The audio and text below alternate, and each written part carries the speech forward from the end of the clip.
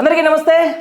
మొత్తానికి తెలంగాణ రాష్ట్రంలో ప్రజాపాలన పేరిట అధికారంలోకి వచ్చినటువంటి రేవంత్ రెడ్డి భాష ఇక భాషను చూసుకుంటే మాత్రం మొత్తం మేధావి వర్గం అటు తెలంగాణలో ఉన్నటువంటి చిన్నపిల్లల నుంచి పెద్ద పిల్లల వరకు అసలు చాలా అద్భుతమైన భాష అని చెప్పుకొని బయట మీమ్స్ జోకులు వేసుకున్నటువంటి పరిస్థితి.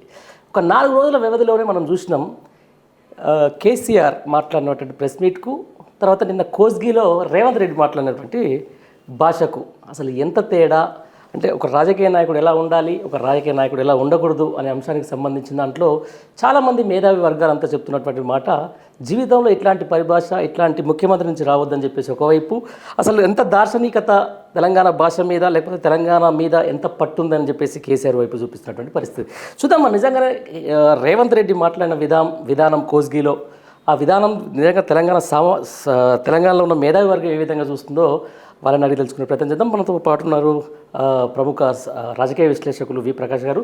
సార్ నమస్తే. నమస్తే పండర్. ఎట్లా ఉంది సార్ మొత్తం రేవంత్ రెడ్డి భాష ఎట్లా బహుమతి అవుతుంది ఈ తెలంగాణలో 3 ఏళ్ళ దాకా అడుగు పెట్టద్దు అనిపిస్తా ఉన్నది. ఎట్లా సార్ మరి? సిగ్గు పోతున్నది తెలంగాణది, ఇజ్జత్ పోతున్నది. ఓకే అంటారు ఇజ్జత్ మానం పోతుంది అని అంటారు కదా. తెలంగాణ ప్రజల్లో కూడా వాళ్ళు బూతులు తిట్టినా కూడా అందులో ఒక బ్యూటీ ఉంటుంది, ఒక సంస్కారం ఉంటుంది, దాని వెనకాల ఒక ప్రేమ ఉంటుంది, ఒక కోపం ఉంటుంది. ఇంత దరిద్రపు భాష ఎప్పుడు చూడలేదు, వినలేదు. అంతే సార్. ఏం సార్ మరి ఇప్పుడు ఏంది మొత్తం అసలు ఇక మళ్ళీ కేసీఆర్ అనే మొక్కను మొత్తం తూడ్చేస్తా, నేను కనీసం ఇక ఎక్కడ కూడా అధికారంలో రానియనని చెప్పేసి అంటున్నాడు. కేసీఆర్ ఏమన్నా గడ్డి పరకనా పీకేయడానికి, లేకుంటే రానియకుండా ఆపడానికి? అసలు అంటే ఇప్పుడు ఉన్న పరిస్థితి చూసినట్టయితే కొంచెం సెక్యూరిటీ లేకుండా రేవంత్ రెడ్డి 1 గంట బయట తిరిగితే తుక్కు కొడతారు. ఎక్కడ కూడా గింత ఆ బొక్కలన్నీ చూర అయిపోతాయి. అంత కోపంతో ఉన్నారు పబ్లిక్. అంతేనా? నేను చాలా సోషల్ మీడియాలో చూస్తున్నా, అంటే ఒక అసహ్యకరమైన బూతు వాడుతున్నారు ఈయన తిట్టడానికి. బూతులో కూడా వినసొంపైన బూత్ ఉంటుంది, అసహ్యకరమైన బూత్ ఉంటుంది. ఓకే, అంటే ప్రజలు కూడా ఎంత కోపం వచ్చినా అటువంటి భాష వాడరు. అంటే వాళ్ళు ఎంత అశక్తులు అయిపోయినారంటే ఈయన చుట్టూ సెక్యూరిటీ ఉంది కాబట్టి మనం ఏం చేయలేకపోతున్నాం అనే ఆ కోపం అనేది కట్టలు తెంచుకొని వస్తూ ఉన్నది. అయితే అది ఇక బంగ్లాదేశ్లో షేక్ హసీనా రాత్రి ఇండియాకు పారిపోయి వచ్చినట్టు, రాజపక్ష కూడా రాత్రి విమానంలో వాళ్ళ సోదరులతో పాటు పరారైనట్టుగా ఏదో ఒక రోజు రేవంత్ రెడ్డికి ఆ పరిస్థితి కూడా వస్తుంది. బెటర్ ఏంటంటే ఇంటి వెనకాల కొద్దిగా డోర్ పెట్టుకొని అటు ఎయిర్పోర్ట్కి పోవడానికి ఏదైనా చేసుకుంటే మంచిది. అంటే సార్ తెలంగాణ రాష్ట్రంలో కేసీఆర్, కేటీఆర్, లేకపోతే దయాకర్ రావు, లేకపోతే ఈ మాధవరావు, కృష్ణారావు తప్ప వేరే వాళ్ళు ఎవరు లేరా సార్? దేని గురించి ఆయన నిన్న మాట్లాడిందండి, వీళ్ళందరూ రావులందరూ ఎలా కొట్టేస్తాం మొత్తం వీళ్ళ తర్వాత కొట్టని ఎలా కొట్టని చూద్దాం, ఎలా కొట్టని కొట్టే. మరి మీలాంటి మేధావి వర్గం వీళ్ళందరూ లేకుండా, అంటే మీకు సంబంధం లేకుంటే మొత్తం నేను కూడా బూత్ నేర్చుకుందాం అని అనుకుంటున్నా. ఎవరైనా నేర్పే వాళ్ళు ఉంటే రేవంత్ రెడ్డికి ఫిట్టింగ్ ఆన్సర్ చేయడానికి నా వల్ల అయితే లేదు. అంతేనా? ఎవరైనా ట్యూషన్ చెప్పే వాళ్ళు ఉంటే చెప్పు, బూత్ ట్యూషన్ చెప్పే వాళ్ళు ఉంటే నేర్చుకుంటాం. ఎందుకంటే మేమంతా కూడా ఉస్మాన్ యూనివర్సిటీలో సంస్కారవంతులుగా చదువుకున్న వాళ్ళం. మాకు ఈ బూతులు తెలియదు. ప్రజల కోసం పనిచేయడం తెలుసు, బాధలు పడడం తెలుసు, త్యాగాలు చేయడం తెలుసు, కష్టాలు పడడం తెలుసు, కానీ ఇంత అడ్డగోలుగా బూతులు మాట్లాడడం తెలియదు మాకు. రైట్ సార్, అది ఆ ప్రెస్టేజ్ కొంచెం పక్కన పెడదాం. ఇంకేం సార్, ఆల్మోస్ట్ 10-12 ఏళ్ళు అయింది తెలంగాణ వచ్చి, ఇంకా చంద్రబాబు మీద ఎందుకు మనకి బాధ? చంద్రబాబు నడుపుతున్నాడు కాబట్టి. అంటే ఎట్లా, ఏ లెక్క ఒక్కోసారి ప్రజలకు అర్థమయ్యేటట్టు చెప్పగలుగుతారా? అంటే ఇప్పుడు ఏమవుతుందంటే ప్రతి విషయంలో కూడా ఇప్పుడు ఒకసారి గూగుల్లో మీరు కొట్టండి, ఎంతమంది ఆంధ్ర వాళ్ళను రేవంత్ రెడ్డి అపాయింట్ చేశాడు. వాళ్ళ మీద ప్రేమతో చేసింది. ఓకే, మన ప్రయోజనాలను మనకు దక్కకుండా ఆంధ్ర వాళ్ళ ప్రయోజనాలు నెరవేర్చుకోవాలండి. దీన్ని ఇంకో భాషలో చెప్పాలంటే కృష్ణా గోదావరి జలాలను తెలంగాణకు మళ్లించాలని కేసీఆర్ చాలా కష్టపడ్డాడు.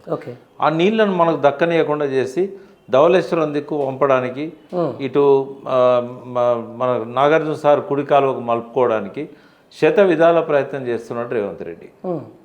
ఆఖరకు ఎన్నికల షెడ్యూల్ విడుదలైనాక మేడిగడ్డను బ్లాస్ట్ చేసింది కూడా ఈ రేవంత్ రెడ్డి బ్యాచే. చెప్తున్నాను, ఎందుకంటే ఆయన సహకారం లేకుండా జరిగిందని నేను అనుకోవట్లేదు. పరోక్షంగా ఆయన పాత్ర ఉంటుంది. దాన్ని ఒకవేళ నా పాత్ర లేదు అని అనుకుంటే, నువ్వు వచ్చినాక 2 ఏళ్ళుగా విచారణ లేకుండా పడి ఉన్న ఎఫ్ఐఆర్ను బయటికి తీసి విచారణ ప్రారంభించు. బాంబు బ్లాస్ట్లలో ఎక్స్పర్ట్స్ ఉంటారు, ఇది బాంబు బ్లాస్ట్ అని చెప్పగలిగే వాళ్ళు.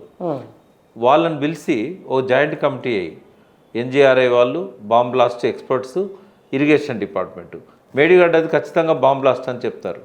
మరి నీకు సంబంధం ఒకవేళ లేదనుకో, మరి ప్రూవ్ చేయి.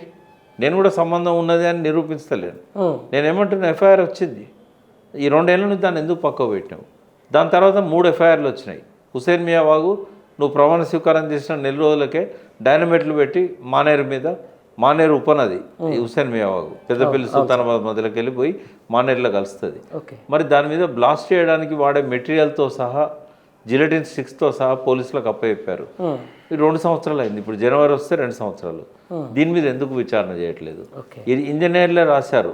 మేడిగడ్డ ఇంజనీర్ రవి అనే అతను ఇది విధ్వంసక చర్య, గుర్తు తెలియని వ్యక్తులు కావాలని చేశారని రాశాడు ఎఫ్ఐఆర్. ఓకే. ఆయనకు జీతం ఇచ్చేదైతే ఇరిగేషన్ డిపార్ట్మెంట్. అవును సార్. హుసేన్ మియా వాగ్ మీద కూడా ఎఫ్ఐఆర్లో ఇది బ్లాస్టింగ్ మెటీరియల్ పెట్టారు ఇక్కడ, రైతులు పోయి కాపాడిన దీన్ని అని చెప్పి రాశారు.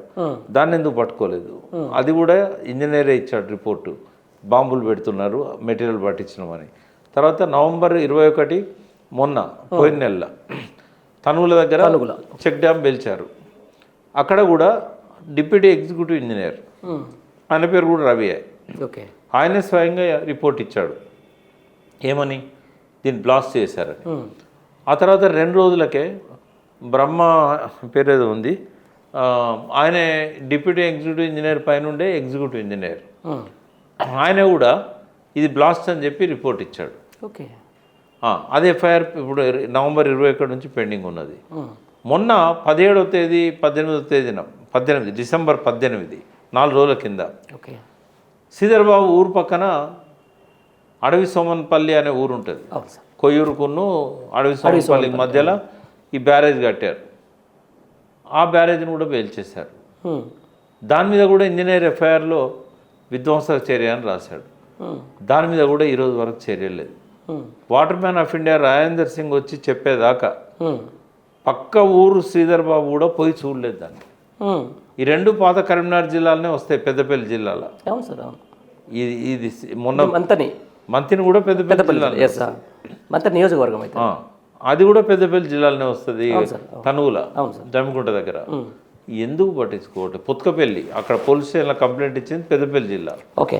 ఇదేమో ఇది కూడా కరీంనగర్ జిల్లా కిందకు వస్తుంది, ఏది జమ్మికుంట. ఓకే.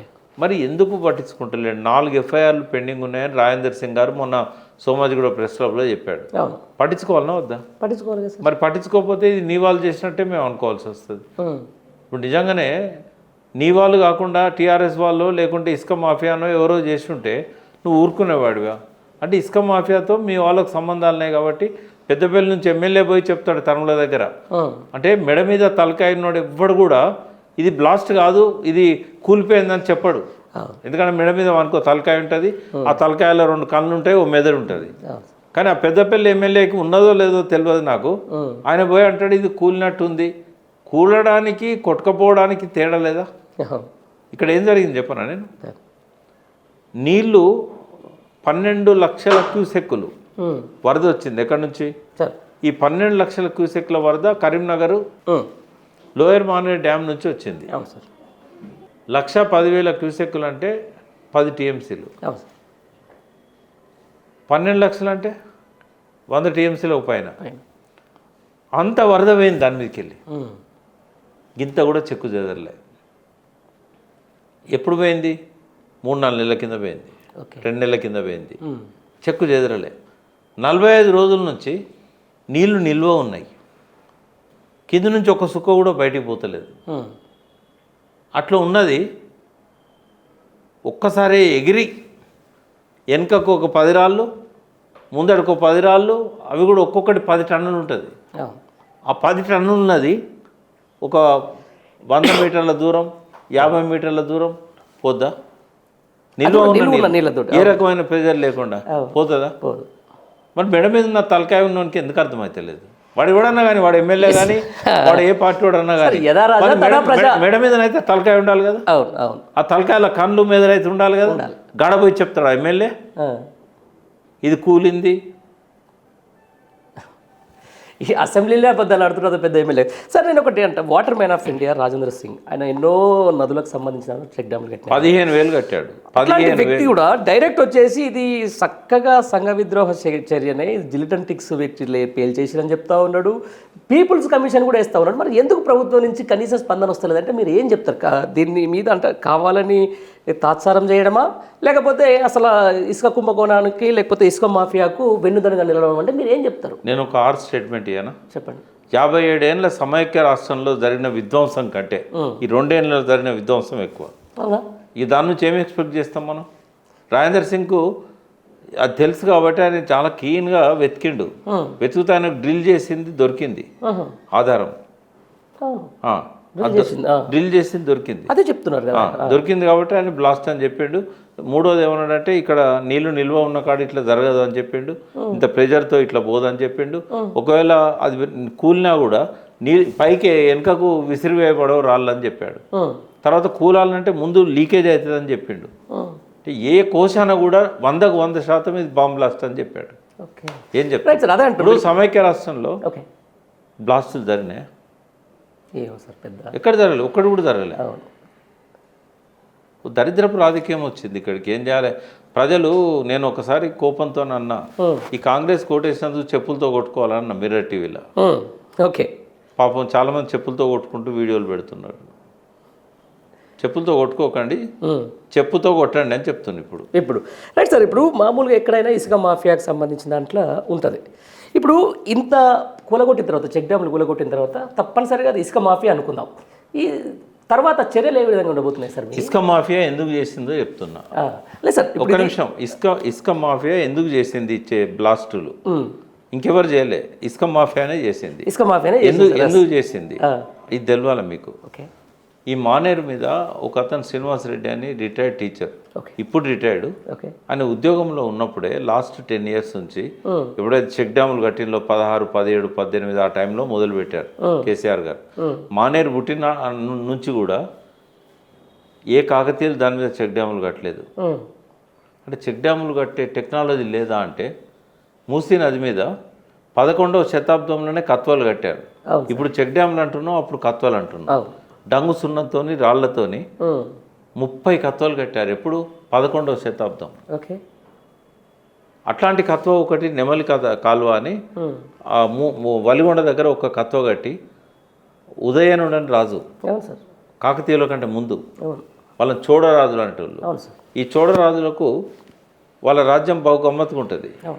కర్నూలు, కృష్ణా 2, ఒకటి కోస్తా జిల్లా, ఒకటి రాయలసీమ జిల్లా, నల్గొండ, మహబూబ్నగర్ తెలంగాణ జిల్లాలు. ఈ 4 కలిపి వాళ్ళ రాజ్యం. ఈ రాజ్యంకు కాకతీయులు సామంతులు. వాళ్ళకు కాకతీయుల కంటే పూర్వం అని చెప్పేది 11వ శతాబ్దం. ఆయన వలిగొండ దగ్గర కత్వ కట్టి చెప్తా నెమలి కాలువ, ఇప్పుడు ఆసిఫ్ నగర్ కాలువ అన్నారు. తుర్కోళ్ళ రాజ్యం వచ్చినాక వాళ్ళు ఆసిఫ్ నగర్ అని పెట్టారు నిజాం పీరియడ్లో. అయితే ఈ కాలువకు ఆ కత్వ కట్టడం వల్ల నీళ్లు లెవెల్ పెరుగుతుంది కదా. అక్కడి నుంచి తీసిన కాలువ శాలిగౌరారం వంటి 30 పెద్ద చెరువులను నింపుకుంటా పానగల్ చెరువు పోతుంది. పానగల్ చెరువు నల్గొండ జిల్లాలో, నల్గొండ టౌన్లో ఉంది. ఉదయ సముద్రం అన్నారు. దానికి ఉదయ సముద్రం ఎందుకు పెట్టిన అంటే ఉదయం నుండి తవ్విండి ఆ కాలువ, అది చెరువు తవ్విండి. కానీ నల్గొండలో వర్షపాతం లేదు కదా, నీళ్ళు రాలే. అంటే కత్వల సంగతి చెప్తున్నా. గా రోజుల నుంచి ఈ రోజుల వరకు కూడా మానేరు మీద ఎవరు కత్వ కట్టలే, ఎవరు చెక్ డ్యామ్ కట్టలే. కేసీఆర్కి ఏంటంటే ఇంత పెద్ద సోర్స్ ఇది, దీనిలో మనం చెక్ డ్యాములు కట్టినట్టయితే ఈ ప్రాంతం అంతా భూగర్భ జలాలతో సమృద్ధిగా ఉంటుంది. దానికి ఎడమ పక్క శ్రీరామ్ సాగర్ ఆయకట్టు ఉండే, అటుపక్క కూడా శ్రీరామ్ సాగర్ ఆయకట్టు ఉండే. ఈ ఆయకట్టుకి ఎప్పుడు నీళ్ళు వస్తలేవు, ఎందుకంటే పైన బాబ్లీ ఇట్లాంటివి కట్టిన తర్వాత నీళ్ళు వస్తలేవు. అందుకే ఈ బిడ్డలంతా కూడా దుబాయ్, బొంబాయి, బొగ్గుబాయి పోతున్నారు. అని వాళ్ళ కోసము గ్రౌండ్ వాటర్ పెరగడానికి ఆయన చెక్ డ్యాములు కడితే ఈ దరిద్రులు ఏమో పేల్చేస్తున్నారు. ఎందుకు అంటే శ్రీనివాస్ రెడ్డి గారు ఏం చేశారంటే ఈ చెక్ డ్యాములు దగ్గర ఇసుక దోడుతున్నారు వీళ్ళని చెప్పి కట్టేటప్పుడే ఇసుక తీయొద్దని చెప్పి ఆయన ఏం చేసినంటే, ఇసుక ఉంటేనే భూగర్భ జలాలు పెరుగుతాయి, ఇసుక తీయొద్దని ఆయన కోర్టుకు పోయిండు. అయితే ఎవరైతే 2 పిటిషనర్లు, ఈయన గవర్నమెంట్ ఎంప్లాయీ కదా, వాళ్ళతో సంతకాలు పెట్టించి పిటిషన్ వేసిండు. ఏయంగానే ఎన్జిటి స్టే ఇచ్చింది దీనిలోకి వెళ్ళి ఇసుక తీయొద్దని. వాళ్ళిద్దరిని కూడా భయపెట్టో డబ్బిచ్చో కొన్నారు. కొంటే మళ్ళీ ఒక పిటిషన్ వేసిండు. ఉమ్. మళ్ళీ ఒక పిటిషన్ వేసిన తర్వాత కోర్టులో వాదోపవాదాలు జరిగిన తర్వాత గతంలో వేసిండ్లు మేము స్టే ఇచ్చినాము, మళ్ళీ దాని మీద వీళ్ళు సుప్రీంకోర్టు పోయిళ్ళు, ఎక్కడ పోయినలో దాన్ని వెకేట్ చేస్తే మళ్ళీ ఎన్జిటి మళ్ళీ స్టే ఇచ్చింది. మళ్ళీ స్టే ఇచ్చిన తర్వాత మళ్ళీ ఏం చేసిండ్లు, ఈ కాంట్రాక్టర్లు అందరు కుమ్మక్కాయి, ఇసుక కాంట్రాక్టర్లు అందరు కుమ్మక్కాయి ఢిల్లీకి పోయిండ్లు. సుప్రీంకోర్టులో ఇప్పుడు మన హైదరాబాద్కి వచ్చే పెద్ద పెద్ద లాయర్స్ ఉన్నారు కదా, వాళ్ళ కోట్ల రూపాయలు ఇచ్చి అక్కడ ఏం మేనేజ్ చేసిందో మనకు తెలియదు. ఎందుకంటే ఇప్పుడు ఏమన్నా మాట దారితే కంటెంప్ట్ ఆఫ్ కోర్ట్ అవుతుంది. ఇదివరకే నేను కంటెంప్ట్ ఆఫ్ కోర్ట్ కేసు ఎదుర్కొని కపిల్ సిబాల్ గారి చేతిలో బయటపడ్డా. అయితే కొత్తరా సార్ మీకు ఏమైనా కేసు? మొత్తానికి ఏంటంటే మళ్ళీ స్టే తెచ్చారు. దేని మీద స్టే తెచ్చారు? ఇసుక తీయద్దని ఎన్జిటి ఇచ్చిన దాని మీద స్టే తెచ్చారు. ఎన్జిటి ఎంత పవర్ఫుల్గా ఇచ్చిందంటే తెలంగాణ గవర్నమెంట్లో ఉన్న ఇరిగేషన్ డిపార్ట్మెంట్కి 25 లక్షల పెనాల్టీ వేసింది, మైనింగ్ డిపార్ట్మెంట్కి 25 లక్షల పెనాల్టీ వేసింది. ఆ పెనాల్టీ కట్టకుండా ఆడిపోయి స్టేలు తెచ్చి ప్రభుత్వమే స్టే తెచ్చి ఇసుక కాంట్రాక్టర్లతో కుమ్మక్కైంది. లేకపోతే మీరు ఎందుకు పోయి తెస్తారు స్టే? ఒకవేళ మీరు కుమ్మక్కు కాలేదు, మీరు స్టే ఏం తెస్తారు? ఇప్పుడు స్టే ఇచ్చిన జడ్జి ట్రాన్స్ఫర్ అయ్యిండు, ఎప్పుడైనా స్టే వెకేట్ కావచ్చు కదా, అది యాంటీ నేచర్ కదా, స్టే ప్రకృతికి విరుద్ధంగా వచ్చింది కదా. ఏ జడ్జి అయినా ఇసుక తీయద్దని చెప్పి జడ్జిమెంట్ ఇస్తాడు. జడ్జిమెంట్ ఇచ్చిన దాన్ని స్టే చేసే జడ్జిలు అదేదో జరుగుతుంది తప్ప ఇయ్యరు అట్లా. మరి ఇప్పుడు వచ్చిన కొత్త జడ్జి ఉన్నాడు కదా, రేపు ఈయన స్టే ఎత్తేయచ్చు కదా. అయితే స్టే ఎత్తేస్తే ఏమవుతుంది, మళ్ళీ ఇసుక తీయడానికి వీలు కాదు. ఇప్పుడు 4 కిలోమీటర్లు అడవి సోమన్పల్లి బ్యారేజ్ దగ్గర 4 కిలోమీటర్లు నీళ్ళు లాగినాయి. తనుగుల దగ్గర 2-3 కిలోమీటర్లు నీళ్ళు లాగినాయి. అయితే ఈ నీళ్ళు ఎప్పుడు ఎక్కుతాయి? మంచి ఎండాకాలం రావాలి, నీరు ఆవిరి కావాలి, భూగర్భ జలాలు పెరగాలి, మార్చ్ ఏప్రిల్ దాకా ఉంటుంది. ఒక లారీ లోడ్ ఇసుకకు ₹1,00,000 కాంట్రాక్టర్ లాభం వస్తుంది. ఒకరోజు ఎన్ని పోతాయి తెలుసా? 4,000 లారీలు పోతాయి. 4,000 లారీలు 22 చెక్ డ్యామ్ల దగ్గర గదే కథ. వీళ్ళ గ్రీడీనెస్తో ఏం చేస్తాను తెలుసా? ఆప్రాన్ అని ఉంటుంది చెక్ డ్యామ్కు బేస్, ఆప్రాన్ కింద తోడుతున్నారు. ఆప్రాన్ కింద తోడితే ఏమవుతుంది తెలుసా? ఇట్లా వరద వచ్చినప్పుడు లేపుతుంది చెక్ డ్యామ్. అట్లా 2 కూలిపోయినాయి. కట్టిన దొర కూడా రాఘవ కన్స్ట్రక్షన్స్, పొంగులేటి ఫ్యామిలీ. అదే ఇప్పుడు ఈ మే దాకా ఇసుక తీయద్దంటే వాళ్ళకు ఓపిక లేదు. వాళ్ళకు ఎండాకాలం వచ్చేదాకా నీళ్ళు లిగ్గేదాకా తీయద్దు కదా. వాళ్ళ పేరు మీద క్వారీలు అలాట్ అయి ఉన్నాయి. అందుకని ఏం చేసిందంటే వాటిని బ్లాస్ట్ చేసినట్టయితే ఈ వెళ్ళిపోయినాయి ఆల్రెడీ. మొదటి రోజు రాత్రే 50 ట్రాక్టర్ల ఇసుక తీసుకుపోయినారు బ్లాస్ట్ చేసిన రోజు రాత్రే. ఆ మొత్తం మానేరు పొడుగుతో గెలిపించుకున్నది కాంగ్రెస్ ఎమ్మెల్యేలనే. అదివరకు క్వారీలల్లో కొంతమంది టీఆర్ఎస్ వాళ్ళు ఉన్నా కూడా అధికారం మారినాక వాళ్ళందరూ ఇటు షిఫ్ట్ అవుతారు కదా. అవును, ఆటోమేటిక్గా. మీకోటి చెప్పనా ప్రధానంగా సార్, మీకోటి చెప్పనా, ఇవాళ ఎలక్షన్లల్లో ఓటుకు 5,000 పెట్టి కొన్నారు సర్పంచులు. అవును, ఆ ప్రాంతంలో ఎక్కడైనా కూడా. అయితే ఎక్కడి నుంచి వస్తుంది డబ్బు? మీరు బయట పెట్టిందో ₹1,000, 1,200, 1,500. అవును. ఈ ఇసుక ఎక్కడెక్కడైతే ఉన్నదో గోదావరి పొడుగుతా ఎక్కడైతే వాగులకి వెళ్ళి ఇసుక తీయడానికి ప్రభుత్వం అనుమతులు ఇచ్చిందో అక్కడ 5,000కు ఒక్కోటు, 7,000కు ఒక్కోటు. ఎమ్మెల్యే ఎలక్షన్లలో ఒక్కొక్క ఎమ్మెల్యే 100-150 కోట్లు ఖర్చు పెట్టారు. వీళ్ళకి ఎవరిచ్చారు ఈ డబ్బంతా? ఇసుక కాంట్రాక్టర్లు. మీకు కూడా చెప్తా పండరి, చాలా ఆశ్చర్యంగా ఉంటుంది. నేను ఇల్లు కట్టాలనుకున్నా. నాకు అంటే బ్యాంకు లోన్ తీసుకునే కట్టాలనుకున్నా. ఒకటి గుండెలో నన్ను బాధ పెట్టింది ఏంటంటే, నేను ప్రకృతి కోసం పనిచేసేవాడిని, నీళ్ళ కోసం పనిచేసేవాడిని.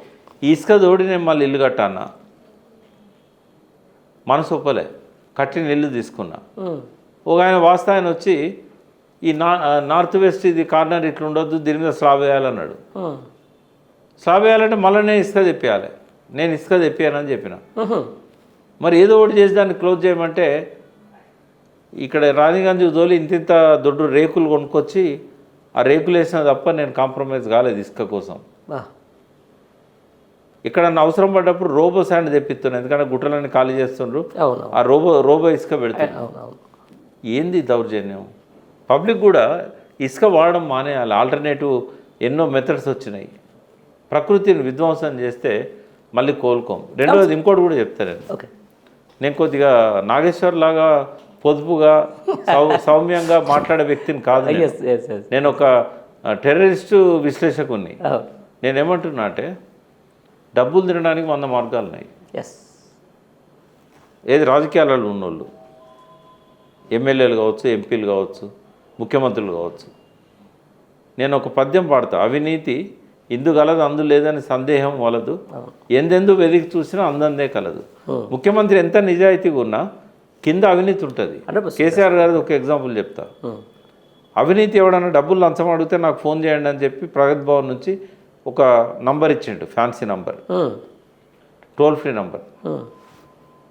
చాలా తక్కువ సమయంలో 10,000 కంప్లైంట్స్ వచ్చినాయి. 10,000 కంప్లైంట్లలో 8,000 రెవెన్యూ. అప్పుడు ఆయన ఏం చేసిండు, రెవెన్యూ ప్రక్షాళన చేయాలని చెప్పి ధరణి తీసుకొచ్చాడు. అవినీతి పోయిందంటే పోలే. తహసీల్దార్ అంటోడు 1,000 రూపాయలు తీసుకుంటే పనిచేసేటోడు. కలెక్టర్ల చేతిలో పెట్టేవారో ₹1,00,00,000 వేయాల్సిన పరిస్థితి వచ్చింది వాళ్ళకు. అంటే అవినీతిని ఒక ముఖ్యమంత్రి కానీ ఒక ప్రధానమంత్రి కానీ ఆపలేడు. ఇప్పుడు మోడీని ఆయన క్లీన్ అంటారు, ఎందుకంటే ఆయనకు ఫ్యామిలీ లేదు, అవినీతి లేదు. ఇప్పటిదాకా ఒక్క కరప్షన్ ఆరోపణ కూడా ఆయన మీదకి రాలేదు. కానీ మోడీ ప్రభుత్వంలో కరప్షన్ లేదా? ఒక్కడే. అప్పుడు 1,00,000 మంది కరప్షన్ చేస్తే ఎంత డబ్బు సంపాదించే వాళ్ళే. ఒక బిగ్ కాంట్రాక్టర్ ఇప్పుడు ఆయన కోసం 22 ఎయిర్పోర్ట్లు ఇచ్చారు, ఆరావళి హిల్స్ని ఖతం చేస్తున్నారు. స్టే వచ్చింది ఈరోజు వచ్చింది. కానీ నేనేమంటున్నా అంటే అది ఎంతసేపు అంటే అవినీతి ఇందు గలదు అందు లేదన్న సందేహం వలదు, ఎందెందు వెతికి చూసినా అందందే గలదు. నేనేమంటున్నా, తినండి, మిమ్మల్ని ఆపే శక్తి నాకు లేదు, కేసీఆర్కి లేదు, ఎవరికి లేదు. ఓకే, మీరు ఎంత డబ్బు తిన్నా కూడా అంతకంటే 10 రెట్లు సంపాదించడానికి ప్రకృతి మనకు వనరులు ఇచ్చింది. కానీ మీరు ఆ వనరులను నాశనం చేస్తే డబ్బు ఎక్కడి నుంచి వస్తుంది అంటున్నాను నేను. అంటే ఇప్పుడు ఇసుక తోడిన తర్వాత మళ్ళీ ఇసుక రాదు, ఎందుకంటే అన్ని చెక్ డ్యాములు ఉన్నాయి. ఒకసారి తోడితే ఇసుక రాదు, అందుకనే పేలు చేస్తున్నారు. నేను అనేది ఒక్కరోజు పండుగకు బంగారు గుడ్లు పెట్టే బాతును కోస్తాం కదా, అట్లాంటిది ఇది. ఎందుకంటే ఇసుక ఉంటే మానేళ్ళ నీళ్లు భూగర్భ జలాలుగా మారుతాయి, చుట్టుపక్కల పంటలు పండుతాయి. ఇసుక ఉంటే ప్రతి సంవత్సరం పంటలు వస్తాయి, ప్రతి సంవత్సరం డబ్బులు వస్తాయి. రాష్ట్ర జీడిపి 3 ట్రిలియన్కి ఎట్లా పోతుంది? ఇటువంటి దరిద్ర పనులు చేసుకుంటా చేష్టలను సమర్థిస్తే. ఇంకోటి, ఇసుక పోతే ఇసుక సంపాదించలేము. మట్టి పోతే 1000 సంవత్సరాలు పడుతుంది 1 ఇంచు మట్టి తయారు కావడానికి. ఆ పైన 1 ఇంచు మట్టే మనకు పంటలను ఇస్తుంది. ఇసుకల పంటలు పండించలేము, కానీ ఇసుకల నీళ్ళను భూగర్భ జలాలుగా మార్చడానికి, పంటలు పండడానికి అది ఒక వనరు అవుతుంది. ఇప్పుడు బయట 100 కోట్ల కరప్షన్ చేయండి, ఇసుక మీద మీకు 1000 కోట్లు వస్తాయి కదా, 1000 కోట్ల కరప్షన్ చేయండి. ఆ 1000 కోట్లు మళ్ళీ మనకు నెక్స్ట్ 2 ఇయర్స్ 3 ఇయర్స్లో వేరే రకంగా మనం ఇన్కమ్ పెంచుకొని సంపాదించగలుగుతాం. కానీ ఇసుకల కరప్షన్ చేసి చెక్ డ్యామ్లను కూల్చేస్తే శాశ్వతంగా బంగారు గుడ్లు పెట్టే బాతును కోసుకున్నట్టు అవుతుంది. అందుకే ఈ మెదళ్ళల్లో పెండ ఉన్న వాళ్ళు ఇలా అధికారంలో ఉన్నారు. ఈ పెండను అడగడానికి నేను ఒక మాట మాట్లాడినది. ఇక నన్ను కూడా నువ్వు అవినీతి చేయమన్నావు కదా అంటే ఏమంటావు? లేనవ కంటే గుడ్డేవనాయమంటాం, గుడ్డి కంటే మెల్లనాయమంటాం. ఎట్లా తింటున్నారా మీరు వెదవలే, గడ్డి తినే వెదవలే. ఆ గడ్డి తినండి, ఈ గడ్డి తినకండి అని చెప్తున్నాను నేను. అవును రైట్ సార్, ఇదే విషయాన్ని మీరు ఇంత చెప్తారు కదా ఇసుకకు సంబంధించి. ఇందిరమ్మ ఇళ్ళకి సంబంధించిన దాంట్లో ఎవ్రీ ఇందిరమ్మ ఇళ్ళకు 2 లోడ్ల ఇసుక ఇస్తామని చెప్పి నేను అప్పుడు కూడా వ్యతిరేకించిన. అప్పుడు కూడా కేసీఆర్ గారు ఇది ఎందుకంటే 5.5 లక్షలల్లో ఇల్లు కావాలన్నారు. ఏది 2 బెడ్రూమ్ ఇల్లు ప్రామిస్ చేసిండు కదా సారు, ఇవ్వడానికి వీలు కాదని చెప్తే కాంట్రాక్టర్స్ అందరూ ఏమన్నారంటే 5.5 లక్షలు ఎవరం ఇల్లు కట్టలేమని చెప్పారు. చెప్తే 7.5 లక్షలకు పెంచాడు. దాన్ని పెంచినప్పుడు మరి దానికి ఇసుక కావాలి, సిమెంట్ కావాలి, ఇవన్నీ కావాలి. సరే ఏదో సిమెంట్ వాళ్ళతో మాట్లాడి తక్కువ రేటుకు మాట్లాడాడు, ఐరన్ అండ్ హార్డ్వేర్ వాళ్ళతో స్టీల్ తక్కువకు మాట్లాడాడు. ఇసుక విషయంలో ఏం చేసిండంటే ఎక్కడైతే ఒక లెవెల్ ఉంటుంది 4 మీటర్స్ ఆల్రెడీ దానికంటే దిగువకు తీయొద్దని ఒక లిమిట్ ఉంటుంది, ఆ లిమిట్ పెట్టిండు. ఆ లిమిట్ పెట్టి ఎక్కడెక్కడైతే బాగా ఇసుక మేటలు వేసినాయో అక్కడ మాత్రం తీయడానికి ఆయన అనుమతి ఇచ్చాడు. ఇప్పుడేం చేశారు, పేరుకేమో ఆ రూల్ ఉంటుంది, కానీ వీళ్ళు లోపలికి కూడా 4 మీటర్లు పోయి తీస్తున్నారు. మీరు ఒక్కసారి మానేరు మీద షూట్ చేయండి డ్రోన్తోని, మొత్తం గుంతలే, పెద్ద పెద్ద గుంతలు. మొన్న పిల్లోడు కూడా ఆ గుంతల్లో పడి చనిపోయాడు. అవును అవును అవును. అంటే ఆయన కొద్దిగా అవకాశం ఇవ్వగానే అది దళితులకు ఈ 2 బెడ్రూమ్ కోసం ఆయన కొంచెం అవకాశం ఇచ్చాడు. ఇక వీళ్ళు దాన్ని పట్టుకొని విచ్చల విడిగా ఒక్క నంబరు, ఒక పేరు చెప్పను కానీ ఒక కమిషనర్, ఇప్పుడు కూడా ఆయన సంచలనమైన కమిషనర్, ఓకే ఆయనే వరంగల్లో కమిషనర్ ఉన్నప్పుడు ఆయన చాలా నిజాయితీపరుడు. ఒక్క రాత్రి దారిగాచి ఇసుక లారీలను పట్టుకున్నాడు. ఒకటే నంబర్ పర్మిట్ మీద 100 లారీలు దొరికినాయి. తెల్లారి పేపర్లు వచ్చింది, మళ్ళీ తెల్లారి నుంచి బంద్, వెంటనే ఫోన్ వచ్చింది. అంతే. ఇప్పుడు మీరు ఇసుక ట్రాక్టర్ని కానీ లారీని కానీ పట్టుకోండి, 5 మినిట్స్లో వదిలిపెట్టాల్సి వస్తుంది. ఆడ ఎంత సిన్సియర్ ఆఫీసర్ అన్నాడని. అంత అన్నప్పుడు సరే ఇక ఎప్పుడు ఇటు వద్దాం. ఇక ఆయన భాష తన మీద మీరు ఆల్రెడీ చెప్పారు. రేవంత్ రెడ్డి ఏది చేసినా, చాలా ఏది చెప్పినా, ఏది మాట్లాడినా చాలామంది మేధావులకు నచ్చుతూ ఉంది. ఒక ఆయన అయితే విద్యా పెళ్లి చేసుకున్నాడు, ఒక ఆయన అంటాడు, ఇంకొక ఆయన మూసీకి సంబంధించిన దాంట్లో దీని మీద చరిత్రలో నిలిచిపోతున్నాడు, ఇంకో మేధావు అంటాడు. కానీ ఏం మాట్లాడినా రేవంత్ రెడ్డి వి ప్రకాష్ లాంటి మేధావుకు మాత్రం నచ్చట్లేదు. ఎందుకంటారు?